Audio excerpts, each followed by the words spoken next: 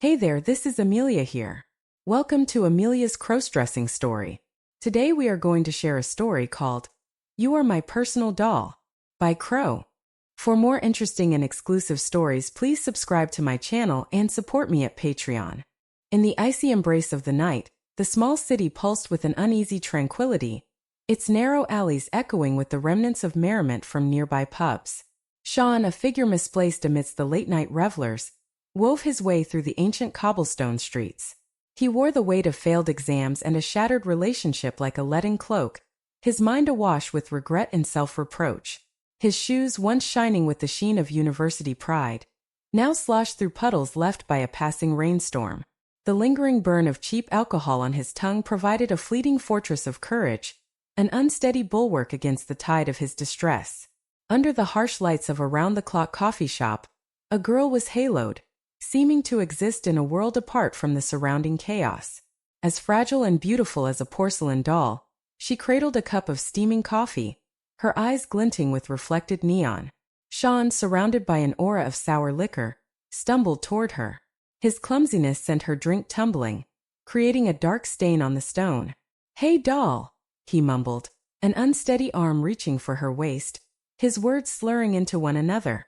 Let me get you another one," he offered, a lopsided grin distorting his face as the world spun in dizzying circles. Before she could respond, a heavy hand landed on Sean's arm. His blurry gaze met the stern face of a man, an imposing figure dressed in a tailored black suit. Sunglasses concealed his eyes, creating an aura of mystery and danger. Sean's smile wilted as he recognized the imminent threat. The next thing he knew, a punch sent him spiraling into a whirlpool of darkness, his momentary bravado knocked out cold. Sean's eyes fluttered open to unfamiliar surroundings, the harshness of the room's fluorescent light stinging his already throbbing head. He was sitting on a cold steel chair, the rigidity of which reminded him of his grim situation. Across the room stood the mountain of a man who had sent him spiraling into darkness. "You assaulted the daughter of the city's most influential man," the man stated, his voice cutting through Sean's foggy consciousness like a knife. "You've landed yourself in some serious trouble, lad." Before Sean could muster a response, the door creaked open. The porcelain doll from last night entered, her eyes carrying a softness that sharply contrasted the grim situation.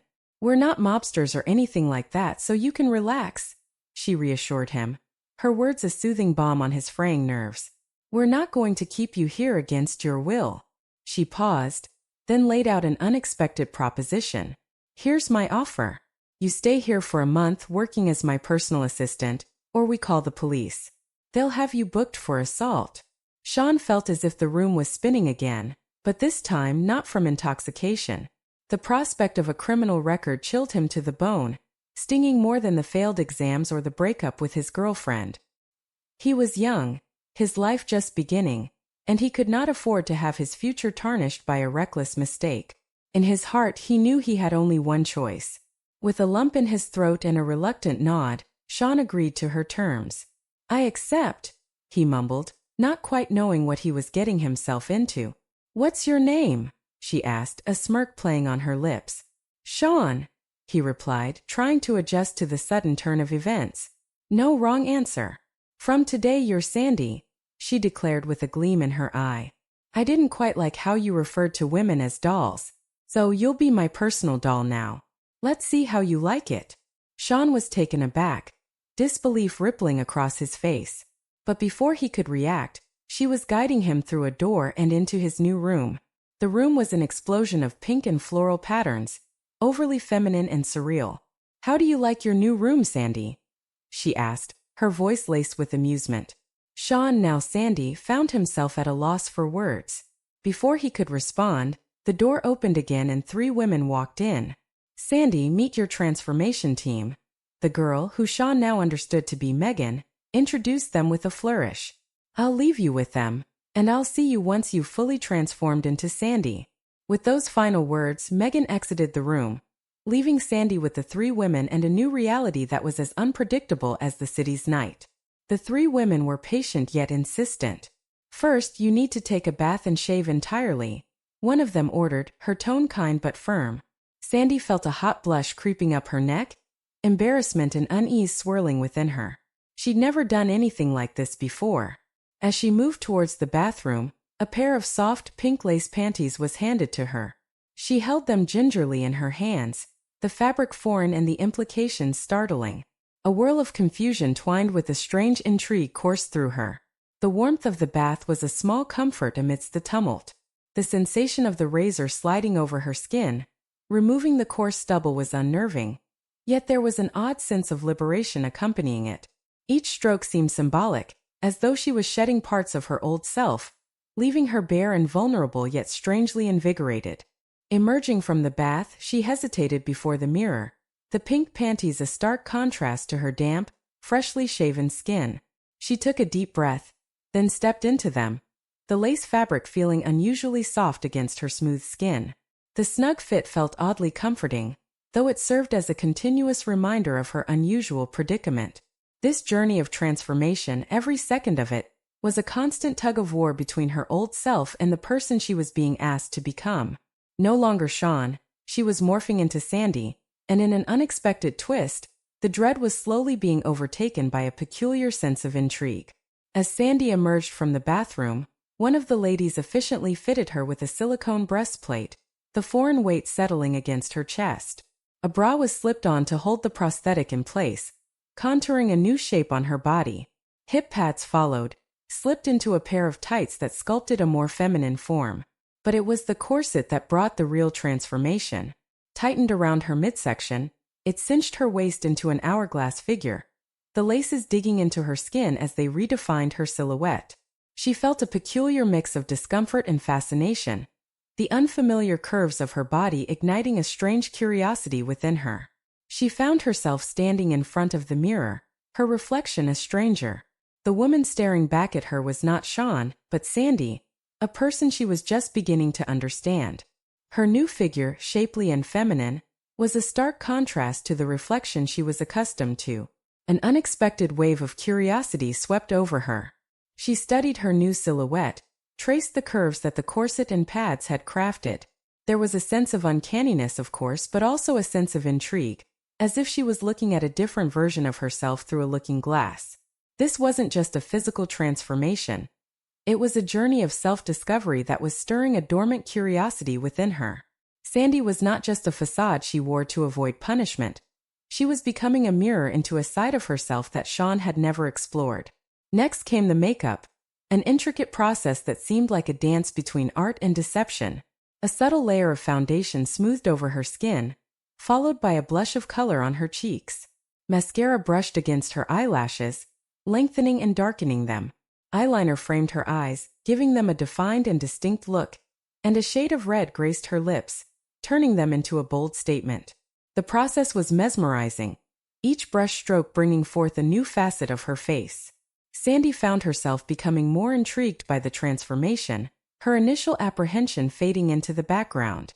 She saw how makeup could sculpt and highlight, could camouflage and reveal, all at once. When the wig was placed onto her head, the long wavy tresses framing her made-up face, she hardly recognized herself. The person in the mirror was Sandy through and through, a woman with sparkling eyes, defined curves, and a radiant smile. It was surreal, and she found herself smiling back at her reflection, a strange but not unpleasant warmth spreading through her. Finally, they brought in a tight pencil skirt and a secretary-style white shirt, both hugging her new figure closely. As she slipped into them, Sandy realized she was no longer just enduring this transformation, she was actually starting to enjoy it. Her new persona, Sandy, was as real as Sean ever was, a persona she was beginning to embrace with curiosity and amusement. Sandy was no longer just a character she had to play, but a part of herself she was beginning to explore, and surprisingly, to enjoy. Sandy, the woman Sean had become, entered the room where Megan awaited, each click of her heels echoing a new facet of her emerging personality. Megan scrutinized her transformation, her smile revealing a sense of satisfaction. "And how does it feel, Sandy, to be the doll now?" Megan asked, an edge of playful mockery in her tone. Her expression softened as she continued, "I've reconsidered the situation. You can leave right now if you want to, we won't press any charges." A momentary silence fell between them as she offered an alternative. Or you can stay and I can teach you more about being a doc. A surge of confusion washed over Sandy. She was caught in a tumultuous storm of thoughts and emotions. She thought of her failed exam, her recent heartbreak, and the icy silence that had descended between her parents and her since their fight last year. There was no one expecting her return, no one who would miss Sean. In that moment, amidst the whirl of uncertainty, clarity emerged. Looking into Megan's expectant eyes, her cheeks tinged with a blush of embarrassment and perhaps a hint of excitement, she finally spoke. I want to stay, she admitted softly, her decision solidifying her commitment to this unusual path. Megan smiled, her gaze soft yet holding a hint of playful mischief. Good decision, Sandy. Now let's get started. As the days passed, Sandy found herself adjusting to her new environment. She began to understand the nuances of her role as Megan's personal assistant. Each day brought new challenges and each night, a sense of accomplishment. Tasks that initially felt awkward and uncomfortable, like choosing outfits and applying makeup, gradually became second nature. The three girls, initially strangers, slowly became friends. They helped Sandy navigate her new life with kindness and patience. From styling her hair to teaching her how to walk in heels, their support became invaluable. After a few days of intense training, Megan dropped the bombshell. There will be a party at the house, she announced one morning, her tone casual. It's a business meeting. All important figures of the city will be there. And you, Sandy, will join the ladies in serving them. She added, stressing the last part. You cannot fail. A wave of panic swept over Sandy. She had no prior experience in such a setting, let alone as a waitress. The days leading up to the event were a blur of practice and preparation. The day of the party finally arrived. Sandy was dressed in a short black pencil skirt that hugged her figure, a crisp white blouse with a neat bow tie and elegant black-heeled shoes. She looked at her reflection, a cocktail of excitement and nervousness churning inside her. The party was a grand affair. The house was filled with men in sharp suits and ties. Sandy, along with the other girls, swirled around the room, serving canapés and refilling glasses of expensive wine. The air was filled with a mix of cigar smoke and men's cologne. She could feel the eyes of the men following her every move. Some even went as far as to catcall her, their lewd comments sending waves of embarrassment through her. But Sandy held her head high, remembering Megan's stern warning. She couldn't afford to fail. She was no longer Sean, the university student with a failed exam and a broken heart. She was Sandy now, Megan's assistant, standing tall amidst a room full of powerful men, serving them with a grace she never knew she possessed. This was her new reality, one that she was still learning to navigate. After the successful party, Sandy felt a sense of accomplishment, and Megan's subtle nod of appreciation further bolstered her confidence. Over the next few days, they found themselves spending more time together, the bond between them gradually deepening.